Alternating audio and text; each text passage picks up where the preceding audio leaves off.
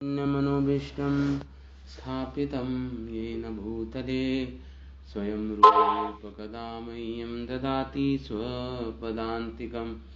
वन्देऽहं श्रीगुरु श्रीयुतपदकमलं श्रीगुरुन् वैष्णवंश्च श्रीरूपं साग्रजातं सहगना रघुनाथान्वितं तं सजीवं साद्वैतं सावधूतं परिजनसहितं कृष्णचैतन्यदेवं श्रीराधाकृष्णपादान् सहगणललिता श्रीविशाखान्वितंश्च। ॐ नमो भगवते वासुदेवाय, ॐ नमो भगवते वासुदेवाय, ॐ नमो भगवते वासुदेवाय। नारायणं च नमस्कृत्यं नरं चैव नरोत्तमं देवीं सरस्वतीं व्यासं ततो जयमुदीरयेत्। नष्टप्रायेषु अभद्रेषु नित्यं भागवत सेवया भगवती उत्तमश्लोके भक्तिर्भवती नैष्टिकी। इदं भागवतं नाम पुराणं ब्रह्मसंहितं उत्तमश्लोकचरितं चकारा भगवन् ऋषि। जय श्री कृष्ण चैतन्य प्रभु नित्यानंद श्री अद्वैत गदाधर श्रीवासादि गौर भक्तवृंद। हरे कृष्णा कृष्ण कृष्ण हरे हरे, हरे राम राम राम हरे हरे। तो हम श्रीमद् भागवतम का 10वां स्कंद अध्याय 21 वेणुगीत पर हम चर्चा कर रहे थे। ये वेणुगीत जो भगवान ने, हाँ हरे कृष्ण, हाँ प्रभु। तो भगवान जब वन में प्रवेश कर रहे हैं उस समय भगवान ने वेणु बजाई, और भगवान की वेणु जो बजाई भगवान ने, उसको जब गोपियों ने सुना, यशोदा मैया ने सुना तो उनका वात्सल्य भाव उदित हो गया। लेकिन गोपियों ने सुना वही वेणु गीत को तो उनका स्मरोद्यम, उनका प्रगाढ़ प्रेम उत्पन्न हुआ भगवान कृष्ण में, विवल हो गई प्रेम से, और आपस में एक दूसरे से अपने प्रेम जो वो अनुभव कर रही थी वो वेणुनाथ को सुन के भगवान की, आपस में एक दूसरे से बोलने लगी गोपियां। मुख्यतः श्रीमती राधा रानी गोपियों से बोल रही हैं, और कभी कभी गोपी एक दूसरी गोपी से बोल रही हैं, राधा रानी से बोल रही हैं। इस प्रकार कुछ श्लोक इस अध्याय में आते हैं, उसको बोलते हैं वेणुगीत। वेणुगीत का अर्थ है जो गोपियों ने गाया जब भगवान की वेणुनाद को सुना। इसका एक और अर्थ है कि भगवान ने ही गाया वेणुगीत को। इसको ऐसे भी समझ सकते हैं, भगवान ने गोपियों को आनंद देने के लिए जो गीत गाया उसको बोलते हैं वेणुगीत, या वेणु ने जो गीत गाया गोपियों को आनंद देने के लिए, वेणु ने गीत गाया उसको भी वेणुगीत ही बोलते हैं। तो इस प्रकार अनेक अर्थ है इस वेणुगीत के। तो गोपियां एक दूसरे से गले मिलकर आलिंगन करके एक दूसरे का जो वेणु गीत सुना उन्होंने, तो उसके विषय में गा रही हैं गोपियां। हाँ, तो गोपियां तो महाभाव भाती हैं, महाभावमयी गोपियां हैं ये। तो चाहे कोई चेतन पदार्थ हो चाहे कोई जड़ पदार्थ हो, सबसे ईर्ष्या कर रही हैं कि कृष्ण, और सबके भाग्य की प्रशंसा कर रही हैं, और अपने आप को हित भागनी मान रही हैं। हत भागनी मतलब हम ही सबसे अभाग्यशालिनी हैं जो हमें कृष्ण का सानिध्य नहीं मिल रहा, कृष्ण का मुख देखने को नहीं मिल रहा। तो विरह जनित ये गीत है। भगवान तो गौचारण के लिए वन में प्रवेश कर गए, और गोपियां तो अपने घर में बैठी हैं, अपना समूह बनाकर बैठी हैं ब्रज में ही।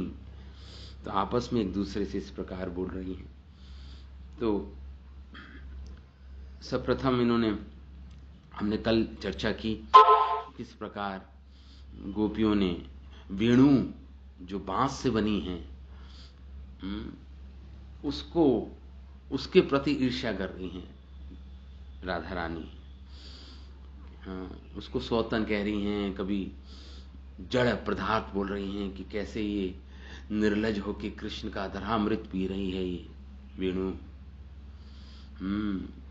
पी रहा है, बुरलिंग शब्द है वेणु। तो इस प्रकार, और हमने कल चैतन्य महाप्रभु ने जब ये सुना ये वेणु गीत राय रामानंद राय और स्वरूप दामोदर गोसाई के साथ, महाप्रभु तो प्रेम में नाचने लगे, गाने लगे, प्रेम विवल हो गए महाप्रभु। तो उसी को आगे बढ़ाते हुए हम वेणु गीत पर हम चर्चा करते हैं। तो श्लोक संख्या हम 11वां पे थे, 11वां श्लोक संख्या है। धन्यास्म मूढगतयोऽपि हरण्येता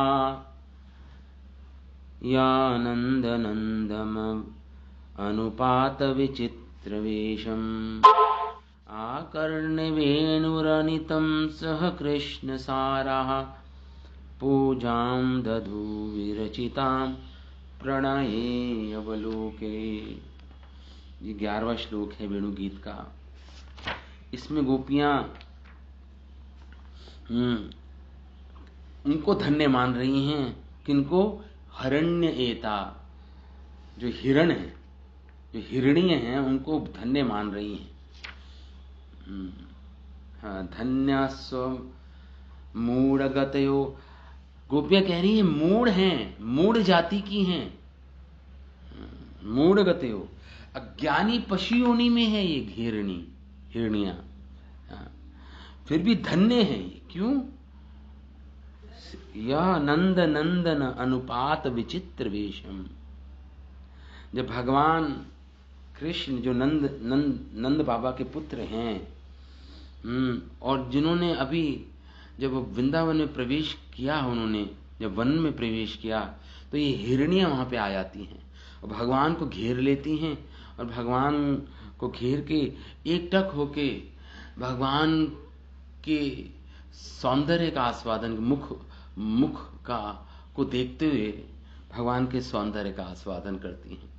तो गोपियां कह रही हैं हम नहीं जा पा रही, हम तो घर में बंधी हुई हैं, लेकिन जो ये हम ही सबसे बड़े हतभागिनी हैं। ये जो हिरणियां हैं, धन्य हैं। स्म मूढ़ गति में हैं, फिर भी या नंद नंदन उपात विचित्र वेशाम। ये जो हिरणियां हैं, मानो गोपियां अपने आप को जैसे मानो समझ रही हों कि हम ही ये हिरणियां, मानो पूरा चित्र देख रही हों गोपियां ब्रज में बैठकर, कह रही ये हिरणियां। उपात तो यहाँ पे बोल रही हैं, ये हिरणियां जो नंद नंदन के पुत्र हैं, जिन्होंने अत्यंत आकर्षक वस्त्र पहने हुए हैं, विचित्र वेशम, जिनका विचित्र वेश है। आकर्ण्य वेणुरणितम, और जब ये हिरणियां भगवान कृष्ण का वेणुनाद सुनती हैं, वंशी अभी भगवान ने फूक ही मारी होती है, अभी पहली फूक भगवान की वेणु में, उसे वेणुरणितम बोलते हैं। तो ये हिरणियां भगवान के पास आती हैं सह कृष्ण साराह, और अपने पतियों के साथ आती है। कृष्ण साराह, हिरणियां किसके साथ आती हैं? अपनी पतियों के साथ भगवान कृष्ण के पास आती हैं, उनके समीप आ जाती हैं। और पूजाम दधु, वो पूजा करती हैं। कैसे पूजा करती हैं? विरचिताम प्रणय अवलोके, प्रेम पूर्वक चितवन से उनकी पूजा करती हैं कृष्ण की, अपने पतियों के साथ।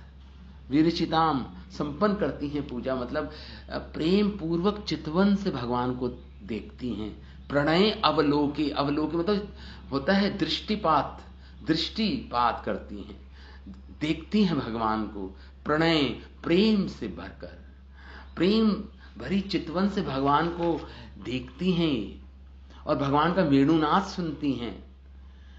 तो इसलिए गोपियां कह रही हैं ये बड़ी भाग्यशालिनी है ये हिरण्या।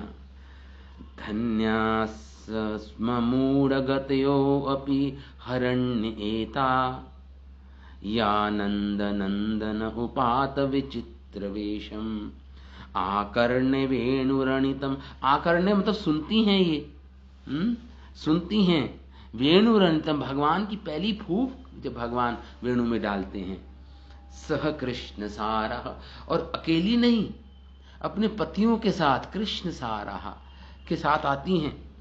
पूजां दधु विरचितां प्रणये अवलोकम, और भगवान की पूजा करती हैं। कैसे करती हैं? प्रणय अवलोके, प्रेम भरी चितवन से भगवान को देखती हैं, प्रेम के साथ भगवान को देखती हैं। तो इसमें राधा रानी एक सखी से कह रही है, राधा रानी एक सखी से कह रही है, हे सखी, ये जो वन में विचरण करने वाली हिरणियां हैं, हालांकि ये विवेकहीन हैं, त्रियंच गति की हैं, पशु योनि में हैं, लेकिन ये परम धन्य हैं सखी। राधा रानी कह रही है परम धन्य है ये हिरणी। और वो भगवान कृष्ण के वेणुनाथ को सुनकर अपने पतियों के साथ, और जो भगवान ने विचित्र वेश भूषा पहन रखी है, उस नंद नंदन भगवान नंद बाबा के पुत्र के प्रति ये प्रेम पूरित दृष्टा बन गई हैं। दृष्टा मतलब देख रही हैं भगवान को, प्रेम से भरी नेत्रों से भगवान को देख रही हैं और भगवान को पूजा अर्पण कर रही हैं। इनका प्रेम पूर्वक चितवन भगवान के ऊपर मानो इनकी पूजा हो। तो इस प्रकार राधा रानी एक सखी से कहती हैं। तो ये ब्रज सुंदरियों का महाभाव है। महाभाव मतलब प्रेम की पराकाष्ठा की अवस्था को महाभाव बोलते हैं। महाभाव मती श्री राधा ठाकुर रानी। तो और ये प्रेम का स्वभाव है, इसमें अतृप्त होती है, अतृप्ति होती है इसमें। तो गोपियां अपने आप को हित भागनी मान रही हैं कि हमारे अंदर इतना प्रेम नहीं कृष्ण के प्रति, हम इतने सौभाग्यशाली नहीं है कि हमें ऐसे कृष्ण के दर्शन हो। तो अतृप्ति ये लक्षण होता है प्रेम का, शुद्ध प्रेम का।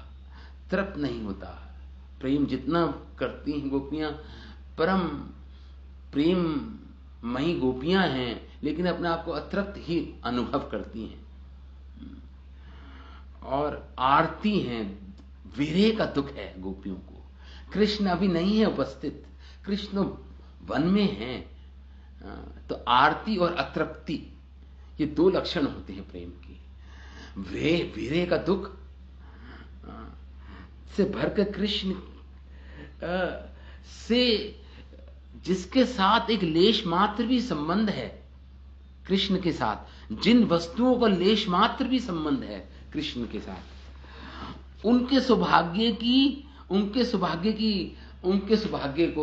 की प्रशंसा कर रही हैं गोपियां इस समय। इसे बोलते हैं वेणुगीत। ये वेणुगीत है। भगवान कृष्ण ने वेणुगीत गाया या वेणु ने वेणुगीत गाया या गोपियों ने आपस में एक दूसरे से वेणुगीत गाया, जो उद्गार है हृदय, ये तीनों ही वेणुगीत। तो उनके सौभाग्य की प्रशंसा कर रही हैं इस समय गोपियां और अपने दैन्य हृदय में दैन्य दीनता का अनुभव कर रही हैं। अपने दैन्यता का उद्वेग है गोपियों के हृदय में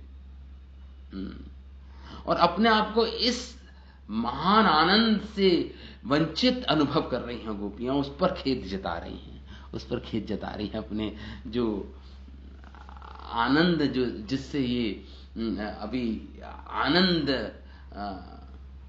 जो मिल रहा है हिरणियों को भगवान कृष्ण के दर्शन करके।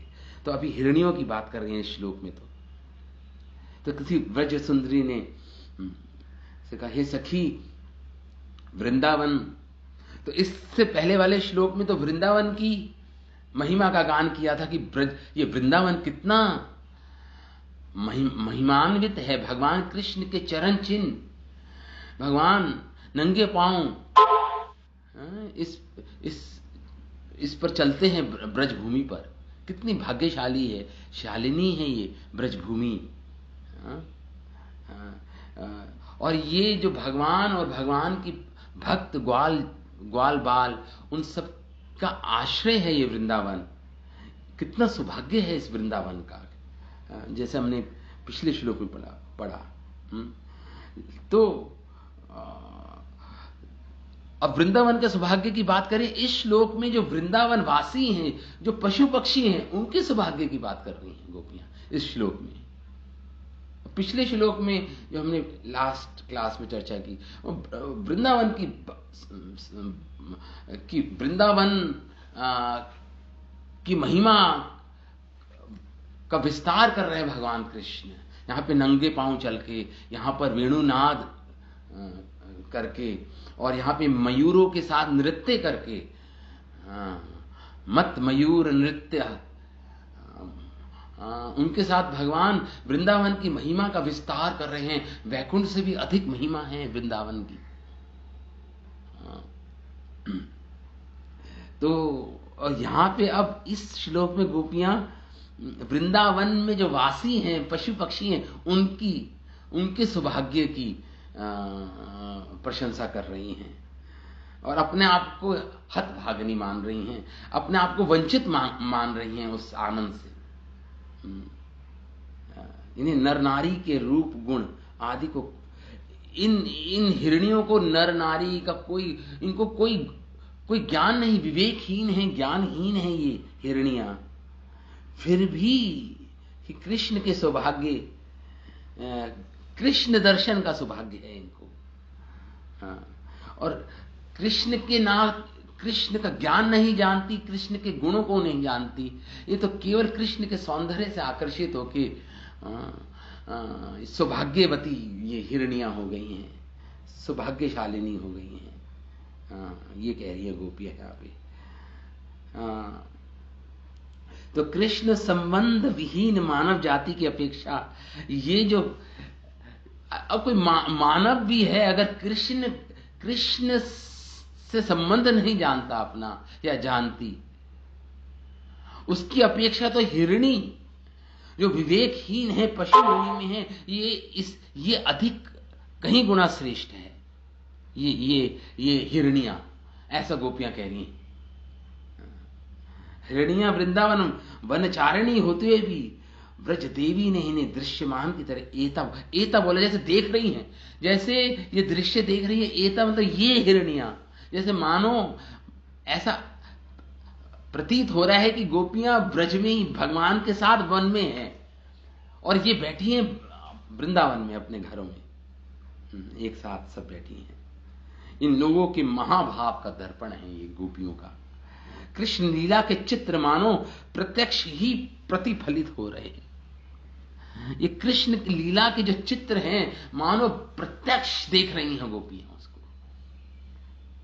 और आपस में एक दूसरे से उसको व्यक्त कर रही हैं, उस प्रेम को जो प्रत्यक्ष मानो देख रही हैं। तो यहां पे भगवान को गोपियों ने नंद नंदन करके पुकारा। नंद नंदन उपात विचित्र वेशम, भगवान ने विचित्र वेश धारण कर रखा है। नंद नंदन है, इसका क्या अर्थ है? नंद नंदन का अर्थ है कि कृष्ण अखिल गुण, कृष्ण के अंदर सारे आध्यात्मिक गुण हैं, इसलिए नंद मतलब जो आनंद, नंद बाबा के पुत्र नंदनंदन। नंद मतलब होता है आनंद, जो आनंद देने वाले हैं नंद बाबा, उनके पुत्र हैं ये नंदनंदन, जो सारे कल्याण गुण के समुद्र हैं भगवान कृष्ण। और ब्रजवासियों के सब चित्त को आकर्षण करने वाले हैं भगवान।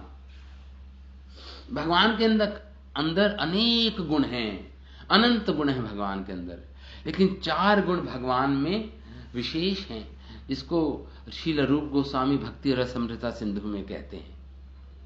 4 गुण अति विशेष हैं, जो भगवान राम में भी नहीं है, वो केवल कृष्ण में विराजमान है। 4 गुण, 4 असाधारण गुण हैं भगवान में, भगवान कृष्ण में। भक्ति रसमृता सिंधु में श्री रूप गोस्वामी कहते हैं, सर्वा अद्भुत चमत्कार। भगवान का, इसे माधुरी बोलते हैं, माधुर्य, भगवान का माधुर्य, स्वीटनेस भगवान की। ये 4 अद्भुत, सर्वा अद्भुत चमत्कार है जो भगवान के दर्शन करता है। क्या क्या है इसमें? लीला कल्लोल वारी भी, लीला कल्लोल वारी भी। भगवान की लीला माधुरी, भगवान लीला करते हैं। और कल्लोलित समुद्र अतुलनीय माधुरी युक्त है। भगवान को अगर समुद्र माना जाए जिसमें अनेक अनेक कल्लोल, मतलब होता तरंगे उठते हैं, उठती हैं, ये है भगवान का लीला का रस। भगवान कृष्ण का ये केवल कृष्ण में है, माधुरी युक्त। महाभाव द्वारा ही इस लीला रस का आस्वादन कर सकती हैं। और विशेषता गोपियां, इसे कल्लोलित समुद्र है भगवान, इस माधुर्य की, लीला रस की पहली लीला माधुरी भगवान का। ये पहला असाधारण गुण है कृष्ण में, जो किसी देवी देवता में नहीं है, यहां तक कि भगवान राम में भी नहीं है। तो महाभाव, प्रेम द्वारा भक्त। और दूसरा गुण है अतुल्य मधुर प्रेम मंडित प्रिय मंडल। श्री रूप गोस्वामी भक्ति रसमृता सिंधु में कहते हैं, अतुल्य जो भगवान के अंदर जो मधुरता है, माधुर्यता है, और उससे भगवान प्रेम से मंडित हैं, सुसज्जित हैं उस प्रेम से। प्रिय मंडल, जो भगवान के शुद्ध भक्त हैं, जैसे गोपियां, श्रीमती राधा रानी, जो माधुर्य, जो भगवान की भक्त हैं। और भगवान अपने भक्तों को क्या करते हैं? महिमा मंडन करते हैं, अलंकृत करते हैं अपने भक्तों को। अपने भक्तों को इस प्रेम का दान करते हैं भगवान। इसे बोलते हैं प्रेम माधुरी। ये दूसरा असाधारण गुण है भगवान का। तो पहले लीला माधुरी, फिर प्रेम माधुरी। भगवान अपने भक्तों को मंडन करते हैं, अलंकृत करते हैं अपने भक्तों को। प्रेम मंडित प्रिय मंडल, रूप गोस्वामी कहते हैं। मंडित मतलब होता है सजाना, उसको बोलते हैं मंडित। तो प्रिय मंडल अपने प्रिय भक्त जनों को, भक्त वृंदों को प्रेम से मंडित करते हैं, प्रेम का आनंद प्रदान करते हैं भगवान कृष्ण। ये भगवान का दूसरा असाधारण गुण है भगवान कृष्ण में। तीसरा बोल रहे हैं, श्री जगत मानस आकर्षी मुरली कलत कूजिता। तीसरा साधारण गुण भगवान कृष्ण में है कि तीनों जगत के सारे प्राणियों के मन को आकर्षित करते हैं अपनी ओर। मानस आकर्षी कैसे?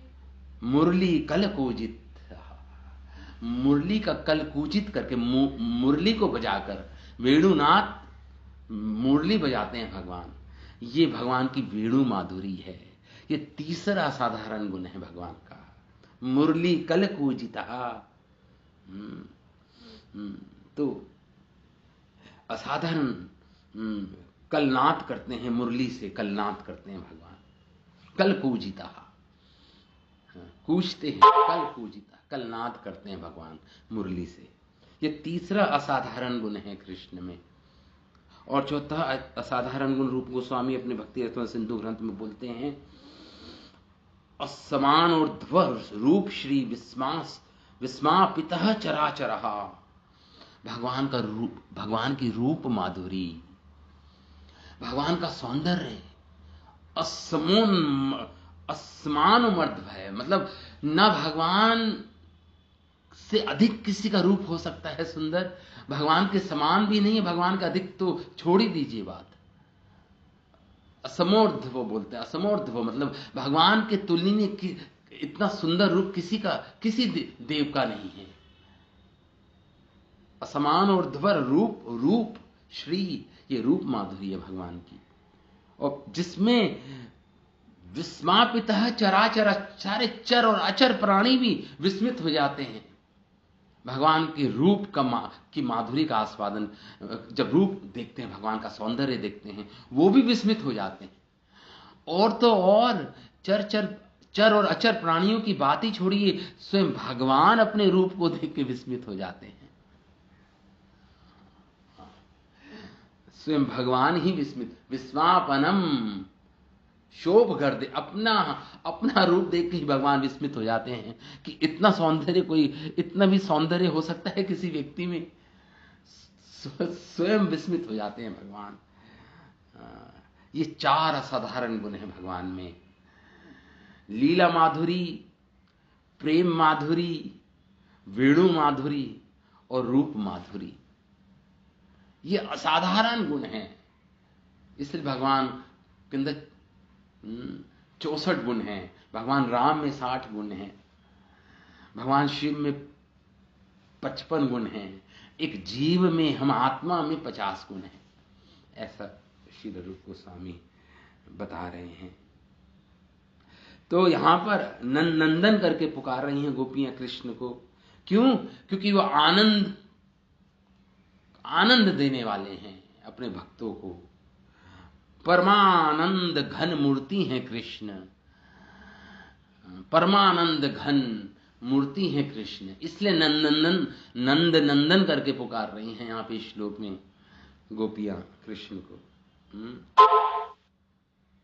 तो भगवान का सौंदर्य, श्री कृष्ण का दर्शन इतना आनंद पूर्वक है कि स्वयं भगवान विष्णु ने ब्राह्मण द्वारका में उस ब्राह्मण के पुत्रों का अपहरण किया ताकि भगवान कृष्ण के दर्शन भगवान विष्णु चाहते थे। ये श्रीमद् भागवतम में लिखा है। तो लक्ष्मी देवी आदि के मन का भी हरण करते हैं। विष्णु को छोड़ के ब्रज में आकर भगवान कृष्ण के दर्शन करना चाहती हैं लक्ष्मी भी, इसलिए तप करती हैं बेलवन में। तो इसलिए भगवान सारे स्थावर जंगम प्राणियों के चित्त का आकर्षण करने वाले हैं भगवान कृष्ण। यहां तक कि अपने आप का भी दर्शन भगवान स्वयं अपने माधुर्य को देख के विस्मित हो जाते हैं।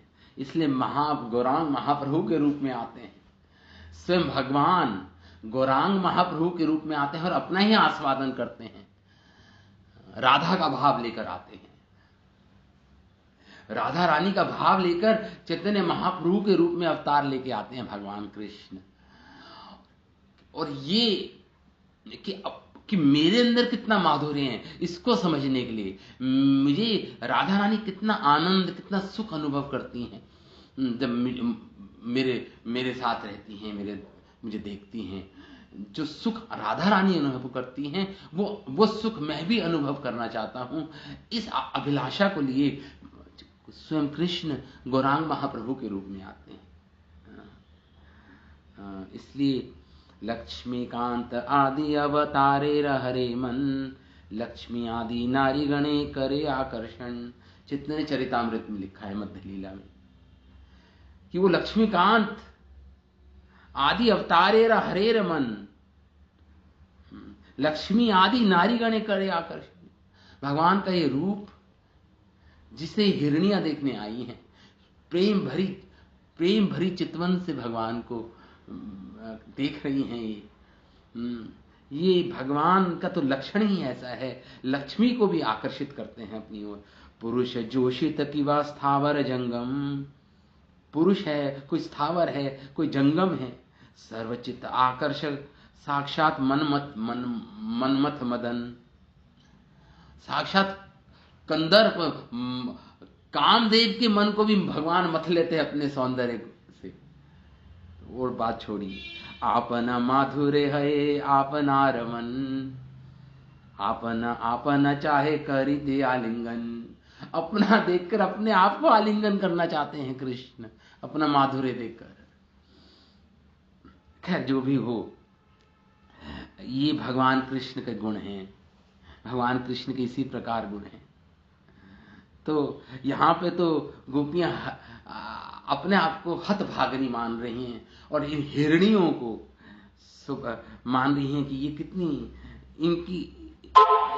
इनके सौभाग्य की चर्चा कर रही हैं। यहाँ पे सखियों, हरणियां श्री नंदनंदन का वनमाला, मयूर पिच का चूड़ा, भगवान गुंजाहार से आदि युक्त अति विचित्र भगवान ने जो ये वेश धारण कर रखा है, विचित्र वेश, और उनका वेणुनाद सुनते ही उनके निकट दौड़ी हुई आती हैं हिरणियां।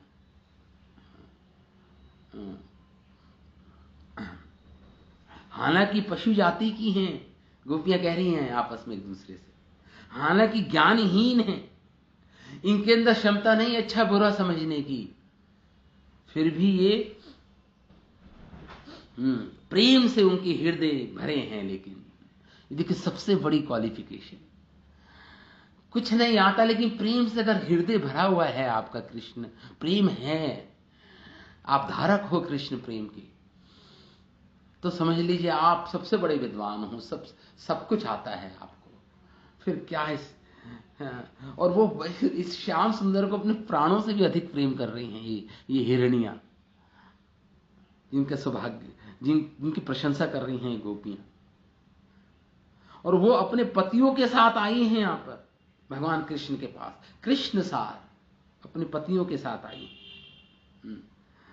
और जो उनके पति हैं, देखिए क्या गोपियां कह रही हैं, कृष्ण सार मतलब हिरणियों के जो पति हैं, वो पति अपने आप को सौभाग्यशाली मान रहे हैं। वो पति कि देखो हमारी पत्नियां कृष्ण की अनुरागी बन गई हैं, कृष्ण की अनुरागनी हैं हमारी पत्नियां, कृष्ण की भक्त हैं ये हमारी पत्नियां। इसलिए ये कृष्ण साथ, ये पति भी स्वयं आए हैं अपनी पत्नियों के साथ, हिरणी अपनी पत्नियों के साथ आई हैं जब कृष्ण भगवान ब्रज में के वनों में प्रवेश कर रहे हैं। तो गोपियां कह रही हैं देखो कितनी सौभाग्यशालिनी है ये हिरणियां, इनके पति इनको सपोर्ट करते हैं इनकी भक्ति में, मतलब अनुकूल है इनकी भक्ति में, अनुकूल है इनके पति। और हमारे पति, हमारी सास, हमारी ननद हमें रोकती, बाधा डालती है हमारे कृष्ण मिलन में हमें। तो कितनी भाग्यशाली हैं ये हिरणियां और हम कितनी हतभागिनी हैं, इस प्रकार बोलती हैं गोपियां। ये कृष्ण अनुरागनी हैं, ये अनुरागी, कृष्ण को सार, कृष्ण सार। ये हिरणियां और हिरण को कृष्ण सार, संस्कृत में कृष्ण सार बोलते हैं, मतलब जिन्होंने कृष्ण को ही सार मान रखा है जीवन का, मानो ऐसे कह रही हैं गोपियां। ये कृष्ण सार मतलब ये हिरणियों के पति, जिनको संस्कृत में कृष्ण सार बोलते हैं, मानो कृष्ण को ही सार बना दिया, अपने जीवन का सार बनाया हुआ है इनके पतियों ने, इन हिरणियों के पतियों ने। तो हिरणिया का जीवन सार्थक है, लेकिन वो है भगवान के रूप माधुरी का दर्शन कर रही हैं ये हिरणियां, और भगवान के वेणुनाथ का श्रवण कर रही हैं ये हिरणियां। इस प्रकार इस श्लोक में आता है। और हम तो गृहस्थ के द्वार पर, जैसे कोई गृहस्थ के द्वार पे कोई अतिथि आता है तो गृहस्थ उसको प्रीतिपूर्वक सादर स्वागत करता है उस अतिथि का। इसी प्रकार ये हिरणियां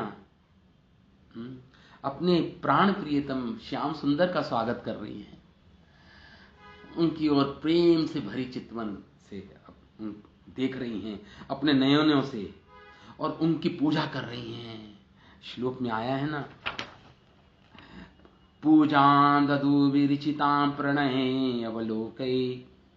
पूजा कर रही हैं कैसे? देखकर, प्रेम से पूर्ण, प्रेम से चितवन, प्रेम भरे चितवन से भगवान की पूजा कर रही हैं गोपियां, ये हिरनियां।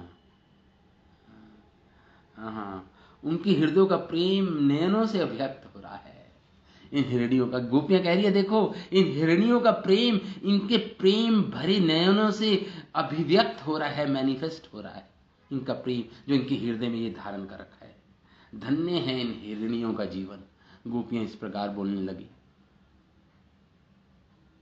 कि ये प्रेम की जो देवता है कृष्ण, प्रेम के देवता है कृष्ण, उनकी पूजा कैसे की जाती है ये हिरनियां जानती हैं। इस बात को ये हिरनियां जानती हैं कि उस प्रेम देवता की पूजा कैसे की जाती है। धन्य है ये। और धन्य है इनके पति जो इनकी प्रेम में, कृष्ण उपासना में बाधा नहीं देते, इनको बाधा नहीं डालते कृष्ण उपासना में। इस प्रकार और अनुकूल हैं। लेकिन हम इतनी हतभागिनी हैं, गोपियां कह रही हैं, हम इतनी हतभागिनी हैं कि हमारे पतियों का तो अनुकूल होना तो दूर, वह तो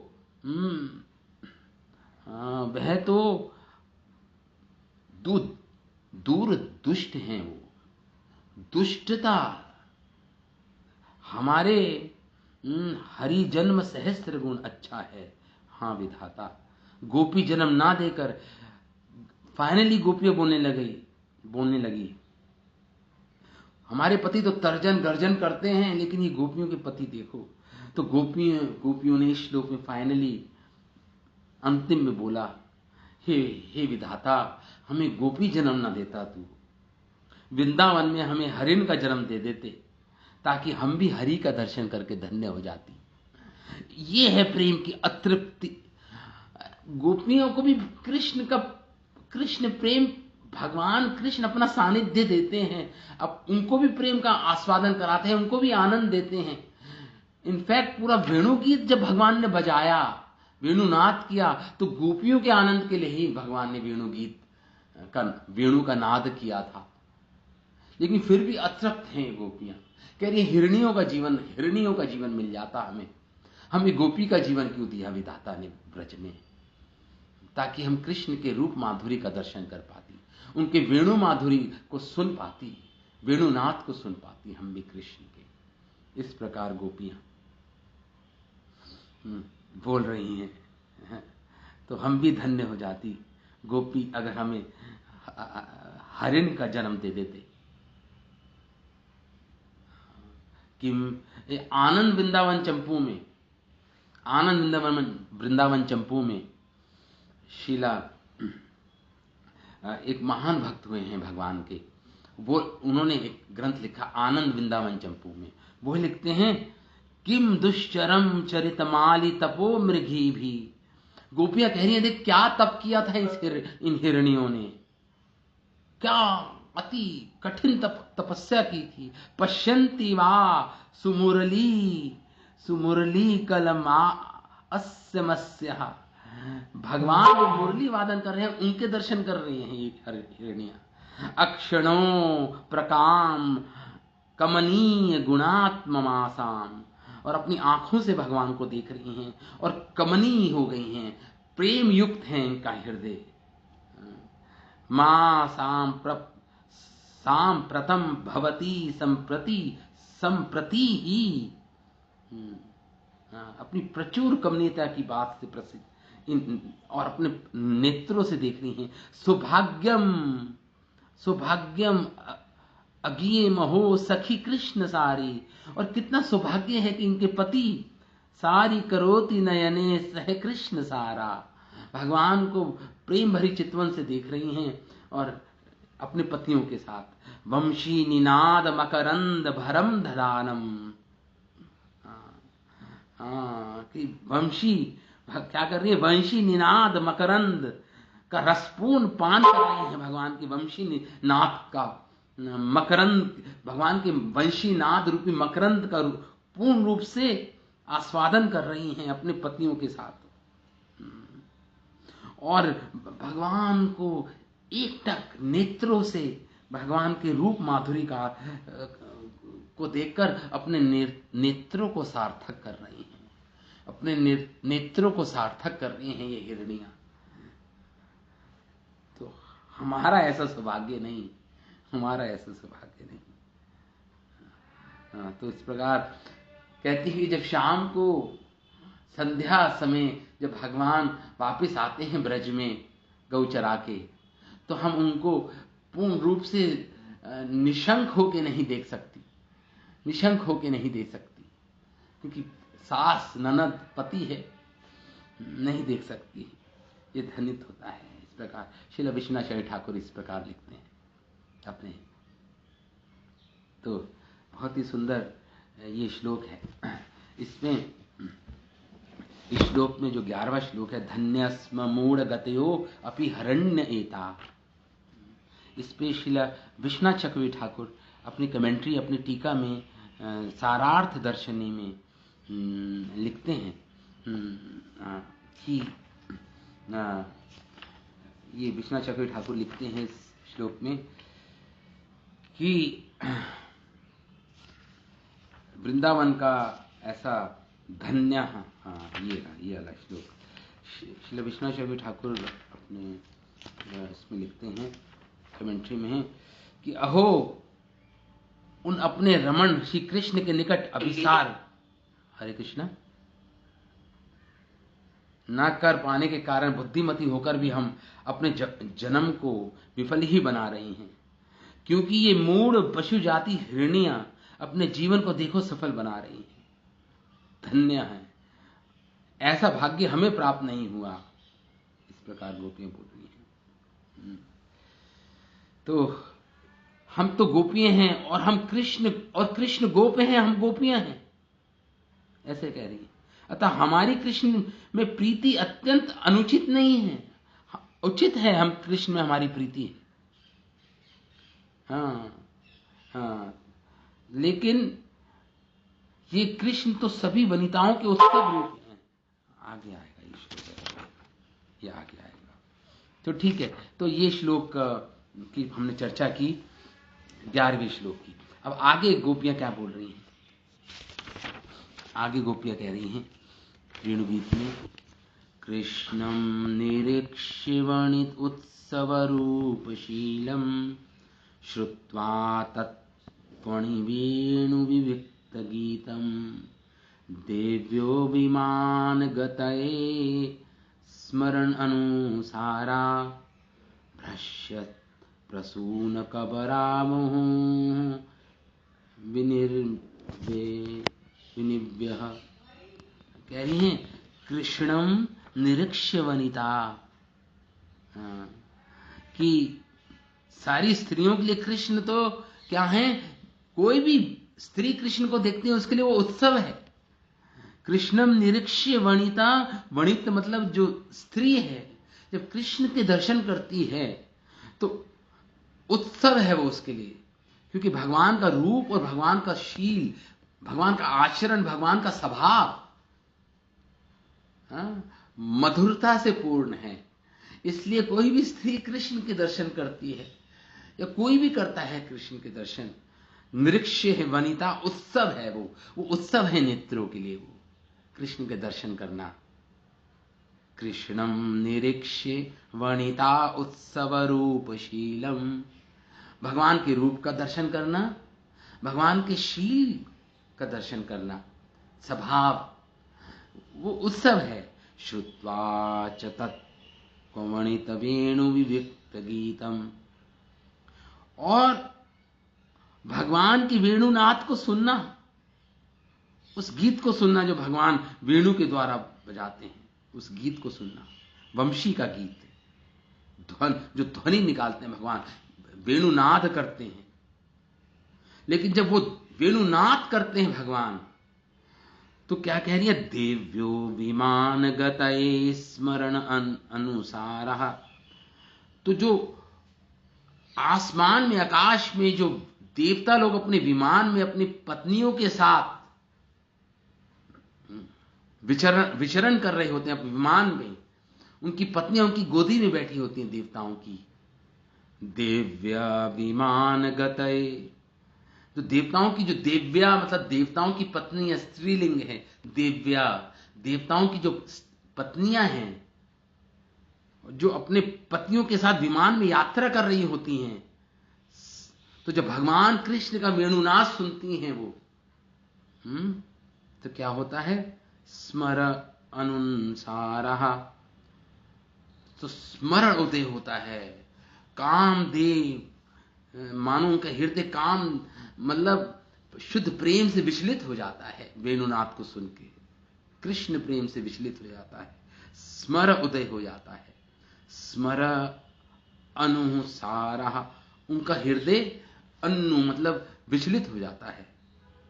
भ्रश्यत प्रसून कबरः मुहु विनिव्यः, और उनके बाल खुल जाते हैं। बालों में जो फूल होते हैं वह केश बंधन, केश जब का बंध खुल जाता है, प्रसून कबरः, और जो फूल है गिर जाते हैं।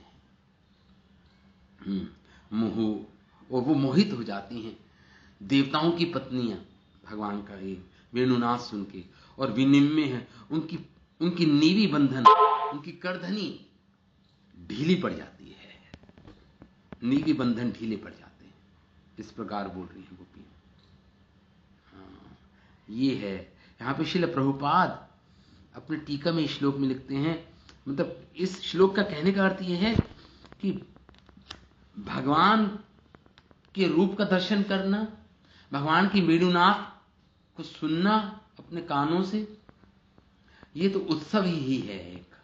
जिस प्रकार जब भगवान वेणुनाद करते हैं तो आकाश में जो अपने पतियों के साथ विमान में यात्रा कर रही होती हैं, जो देवियां हैं, उनकी जो देवियां हैं, वो जो वेणुनाद सुनते हैं उनके हृदय में प्रेम उत्पन्न होता है, प्रेम से स्मरण उदय होता है, और उनके केश बंधन खुल जाता है, उनका केश बंधन, और उनका कर धनी जो कमर का जो बंधन है वह खुल जाता है, ढीला पड़ जाता है।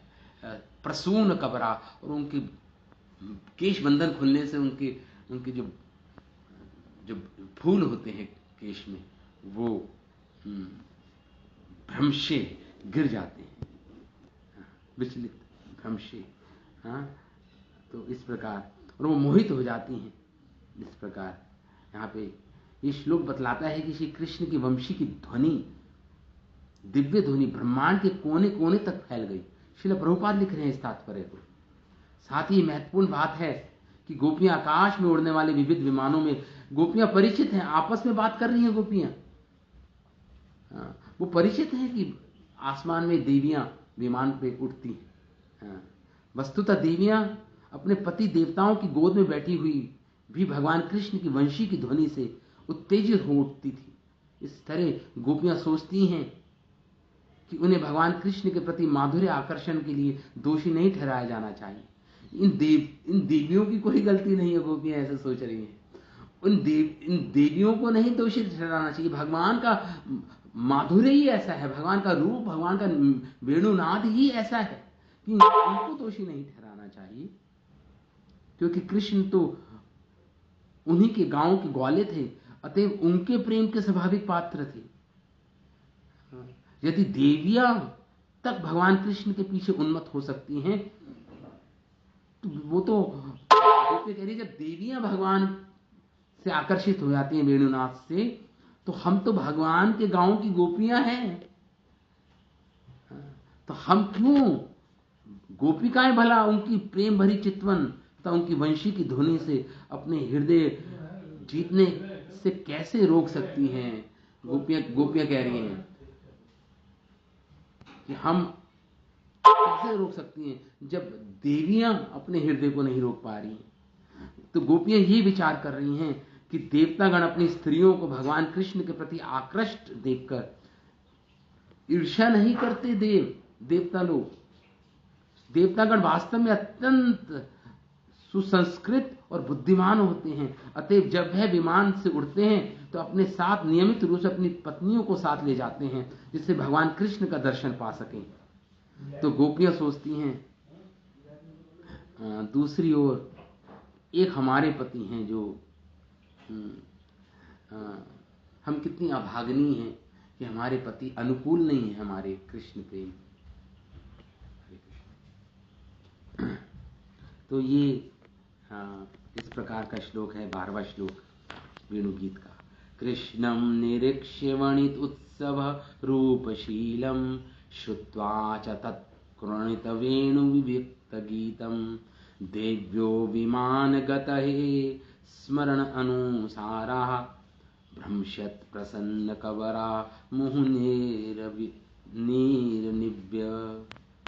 वनिताओं को परमानंद प्रदान करने वाले रूप गुणशाली सर्वचित आकर्षक श्री कृष्ण के दर्शन कर और उनका श्रृंगार स्मय राग युक्त वेणुनाद श्रवण कर विमानचारिणी देवियां भी काम मोहित हो जाती हैं। फलस्वरूप उनका केश बंधन खुल जाता है और कटी वस्त्र स्खलित हो जाता है। तब वह मूर्छित होकर अपने अपने पतियों की गोद में ढल पड़ती है। ये भगवान यहाँ पे गोपियां कह रही हैं। श्री कृष्ण की लालसा में परम व्याकुल कृष्ण अनुरागनी ब्रज देवियों का किसी भी प्रकार श्री कृष्ण का संग प्राप्त करना ही जीवन का चरम लक्ष्य है।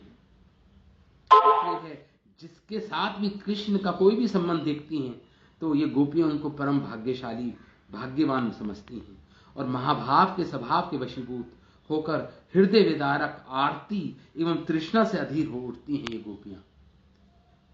ऐसा असाधारण दैन्य तो उनके प्रेम की कितना परिपक्व प्रेम धारण करती हैं गोपियां। इससे ये दर्शाता है उनकी अतृप्ति और उनका आर्त, उनका दुख, अधीर होना। इसलिए बृहद भागवतमृतम में लिखा है, श्री सनातन गोस्वामी लिखते हैं ग्रंथ में कि दैन्यतम परमम प्रेम परिपाकी न जयंते। दैन्यता अगर हृदय में अनुभव हो तो समझ लो शुद्ध प्रेम है हृदय में। दैन्यता, दीनता, ये दैन्यता अनुभव कर रही हैं गोपियां, अपने आप को दीनहीन मान रही हैं और सबको भाग्यशालिनी मान रही हैं सब, चाहे वो निर्जीव हो, चाहे जड़ वस्तु हो, चाहे चेतन वस्तु हो। इस प्रकार जो भी हो। तो पिछले श्लोक में तो भगवान इन्होंने ब्रज गोपियों ने हिरणियों की सौभाग्य की प्रशंसा की। तो ये तो चलो ठीक है, वृंदावन में ही रहती हैं, ब्रज भूमि में ही रहती हैं ये, लेकिन अब वृंदावन वासियों का ऐसा सौभाग्य प्राप्त करना तो स्वाभाविक है। ये तो ठीक है, वृंदावन वासी है तो इनका ऐसा भाग्य हो कि कृष्ण के रूप माधुरी वेणुनाथ को सुने। लेकिन देवयोग से विमान में वृंदावन के आकाश में आई हुई देवियों का सौभाग्य देखकर ये तो बड़ी विस्मित करने वाली बात है। वृंदावन वासियों का आकर्षण होना, भगवान के प्रति चित्त आकर्षण करना, ये तो सर्व स्वाभाविक बात है। लेकिन आकाश में उड़ती हुई देवियां जो अचानक ही वहां पे आ गई हूं अकस्मात, उनका भगवान उनका सौभाग्य देख के यहां पे गोपियां विस्मित हो रही हैं। देखो इन देवियों का सौभाग्य भी देखो, उनसे देवियां ये गोपांगनाएं, ये गोपियां विस्मित हो रही हैं। इस प्रकार हाँ, हो गया समय जी प्रभु जी। अर्थात सर्व आकर्षक शक्ति कृष्ण आनंद आत्मा, वे सर्व आकर्षक हैं। सुख या आनंद वस्तु का आकर्षण स्वयं सिद्ध है भगवान कृष्ण का रूप, उनके गुण, उनकी लीला सर्वाकर्षक परम आनंद। इसलिए कृष्ण करके इस श्लोक में आया है शब्द कृष्णम निरीक्ष्य। कृष्ण वो जो सबको अपनी ओर आकर्षण करे, कृष्ण वो जो सबको आनंद प्रदान करे, ये है कृष्ण। इसलिए कृष्णम निरीक्ष्य शब्द आया है। कृष्ण शब्द लगा रही हैं यहाँ पे गोपियां, जो सबके चित्त को आकर्षित करे अपनी ओर, वह कृष्ण। आकर्षण, कर्षति मतलब खींचना, अपनी ओर खींचते हैं सबके हृदय को, चित्त को, वह कृष्ण, वह कृष्ण। इस प्रकार ये इस श्लोक पर हम थोड़ी और चर्चा अगले क्लास में करेंगे। तो ठीक है, अभी हम यहाँ पे विराम देते हैं। कल इसी पर चर्चा होगी।